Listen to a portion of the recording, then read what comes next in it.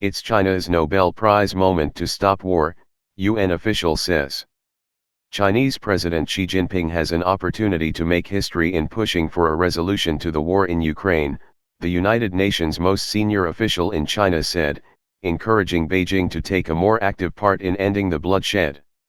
I see China as a country which can play an important role in mediating the crisis, Siddharth Chatterjee, the UN's resident coordinator in China told Bloomberg News. China has the ability, it has the bandwidth.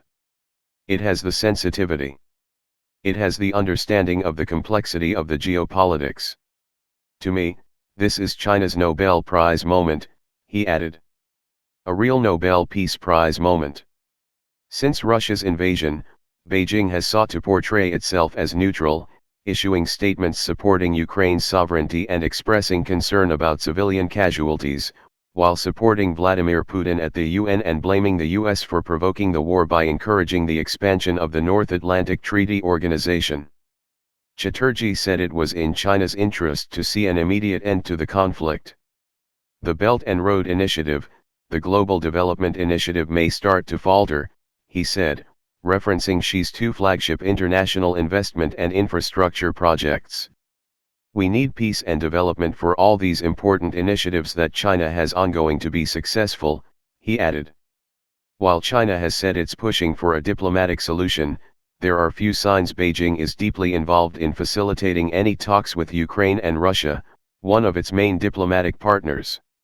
She has failed to speak yet with Ukraine leader Volodymyr Zelensky, unlike other potential arbiters including Turkey's Recep Tayyip Erdogan, Germany's Olaf Scholz and Israel's Naftali Bennett. China has also hampered UN efforts to put pressure on Moscow, abstaining from 3 actions at the UN condemning Moscow's actions. Chinese Foreign Minister Wang Yi said the abstentions were meant to give peace a chance and oppose the use of sanctions to address disputes.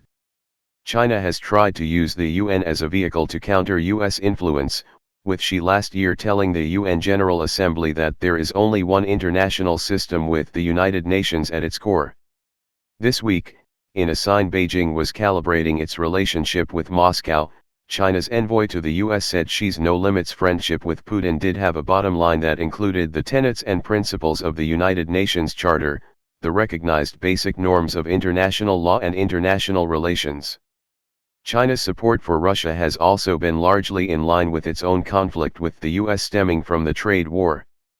Chatterjee implored the world's biggest economies to also improve ties, following a recent phone call between Xi and President Joe Biden that failed to achieve any concrete breakthroughs. This is perhaps a moment even more that we need the leadership of China of the United States to come together and look at how do we find solutions to some of these intractable problems, he said. No problem is impossible to overcome. The UN Security Council's veto rules have historically prevented the global body from success at conflict or crisis resolution, according to Stephen Roach, a senior fellow at Yale University. But the UN still has an important bully pulpit function, he said. Imploring China to lead is another aspect of pressure that can and should be brought to bear on Beijing.